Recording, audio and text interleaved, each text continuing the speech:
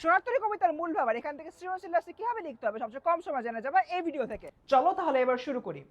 আমাদের এই সোনারতরী কবিতায় প্রথমত যে জিনিসটা দেখানো হয়েছে, একটা মানুষ দিন শেষে মারা যাবে, কিন্তু তার যে কর্মটা রয়েছে কর্মটা সবসময় থেকে যাবে। সোনারতরী কবিতাটা আসলে রূপক কবিতা। এখানে রূপক বলতে কি বোঝায়?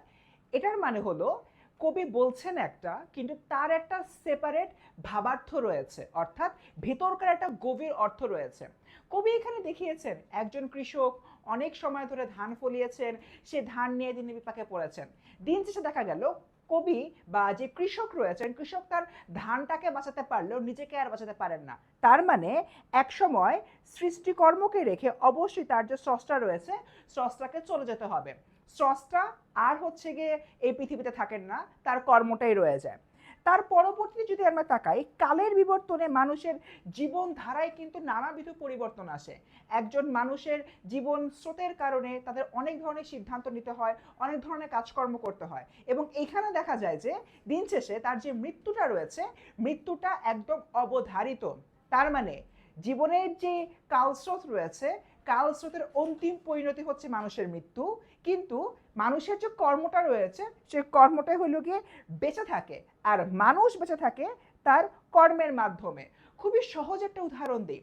আমরা আজকে এখানে রবীন্দ্রনাথ ঠাকুরের এটি হলো কবিতা পড়ছি, কিন্তু এই রবীন্দ্রনাথ ঠাকুর কিন্তু এখন আর আমাদের মাঝে বেঁচে নাই।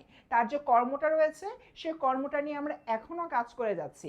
এক্স্যাক্টলি এই জিনিসটাই কবি রবীন্দ্রনাথ ঠাকুর তার সোনারতরী কবিতায় বলেছেন।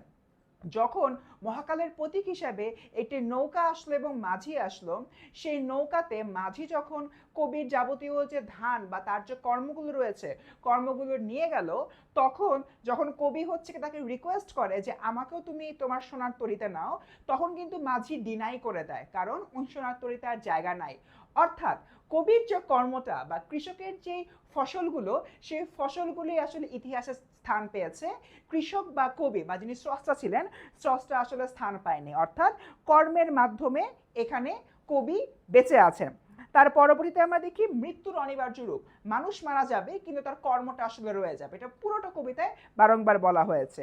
আর দিন শেষে একটা নির্দিষ্ট উপায়ের মাধ্যমে মানুষ আসলে অমরত্ব লাভ করতে পারে, সেটা হচ্ছে তার করা বেস্ট কাজগুলোর মাধ্যমে, যার কারণে দেখা যায় যে এই পৃথিবীতে মানুষ মারা যাবার পরও বেঁচে থাকে, যেরকম রবীন্দ্রনাথ ঠাকুর, কাজী নজরুল ইসলাম সহ আরো অনেকে। তো স্টুডেন্টস, এটা ছিল আমাদের সম্পূর্ণ কবিতাটা। আর এই কবিতা থেকে যদি আমরা একটা সিকিউর কথা চিন্তা করি, কিরকম আসতে পারে, ধরে নাও এরকম একটা উদাহরণ দেওয়া হচ্ছে, আকরাম সাহেব একটি সরকারি অফিসে চাকুরি করেন, কিন্তু দেখা যায় যে নানান রকম কারণে তিনি ঘুষ নিয়ে থাকেন এবং তার অর্থের প্রতি রয়েছে অগাধ লোভ।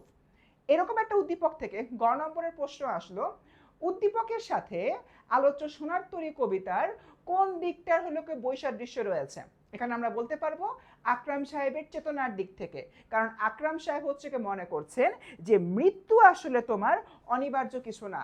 যত সে হলো অর্থ ইনকাম করবেন বা আয় রোজগার করবেন, তত তিনি সুখে শান্তিতে থাকতে পারবেন। তিনি তার কর্মের দিকে মনোযোগ দেন নাই। আর সোনারতরী কবিতায় বারংবার নিজের কর্মের দিকে মনোযোগ দিতে বলা হয়েছে। ঘ নম্বর প্রশ্নে এরকম আসতে পারে, মৃত্যুর অনিবার্য রূপের বিষয়টি উদ্দীপক ও আলোচ্য সোনারতরী কবিতার আলোকে ব্যাখ্যা করো।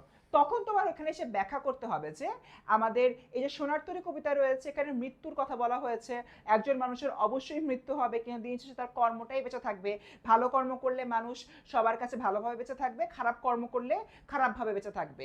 এই জিনিসটাই দেখা যায় যে উদ্দীপকের আকরাম সাহেবের মাথায় থাকে না, এবং তিনি নানান রকম অকর্ম করে যাচ্ছেন বা হচ্ছে নেতিবাচক কাজগুলো করে যাচ্ছেন। তাই এরকম একটা জায়গা থেকে মৃত্যুর অনিবার্য রূপের বিষয়টি আমাদের উদ্দীপকের অনুপস্থিত থাকলেও আলোচ্য সোনারতরী কবিতায় এটা নিয়ে কথাবার্তা বলা হয়েছে, এই জায়গা থেকে মন্তব্য যথার্থ। তো স্টুডেন্টস, এই ভিডিও থেকে সোনারতরী কবিতার মূল ভাব শিখে গেলা, এবং এখান থেকে কিভাবে সৃজনশীল প্রশ্ন আসে সেটা মোটামুটি ব্যাখ্যা করে দিলাম। দেখা হচ্ছে পরের ভিডিওতে। দ্রুত কমেন্টে জানিয়ে দাও নেক্সট কোন ভিডিও চাও, আর এই ভিডিওটি ভালো লাগলে সেভ করে রাখো।